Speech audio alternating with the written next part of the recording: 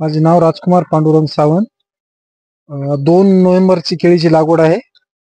4 महिने होऊन गेलीत आज. टेम्परेचर 42 असून सुद्धा हिरवी गदड आहे केळी पूर्ण. बायोफॅक्टर या कंपनीचं काय काय प्रोडक्ट वापरले होते बेसल डोस मध्ये? बायोफॅक्टरचा डीएपी म्हणजे डबल ऍक्शन प्रोग्राम, त्याच्यानंतर सुमका वापरला, प्रोग्राम वापरला, आधार गोड आणि इन्व्हेक्टर. इन्व्हेक्टर म्हणजे याचे तुम्ही काय करत बेसल डोस टाकला होता, बरोबर आहे? बरोबर, बेसल डोस टाकला होता. बरोबर आहे. तर तुम्हाला म्हणजे तुमच्यासोबत जी लागवड झाली केळीची आणि या केळीच्या लागवडीमध्ये काय फरक वाटतो तुम्हाला? टेम्परेचर आता 40-60°C, बरोबर आहे. आता पानाची तुम्हाला म्हणजे पान फाटलेलं नाही, काय नाही. त्याच्यानंतर केळीचा बुंदा हे तुम्ही दाखवू शकता, त्याच्यानंतर माती तुम्ही दाखवू शकता. केळीचा बुंदा पहा एवढा मोठा आहे. 4 महिन्याची लागवड आहे आणि माझ्या सोबत ज्यांनी लावले त्यांच्या केळी अशा पण नाही का.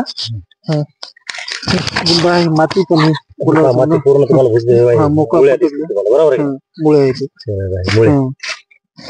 मुळ्याची समजा म्हणजे साहेब माती एकदम तुम्हाला अशी नंबर 1 भुसभुशीत झालेली आहे. बायोफॅक्टरचा रिझल्ट मला तरी नंबर 1 वाटला सध्यापर्यंत. म्हणजे तुमचं जे बाकीच्या सोबत लागवड केली त्याची हाईट किती आहे, तुमच्या हाईट मध्ये किती फरक पडला?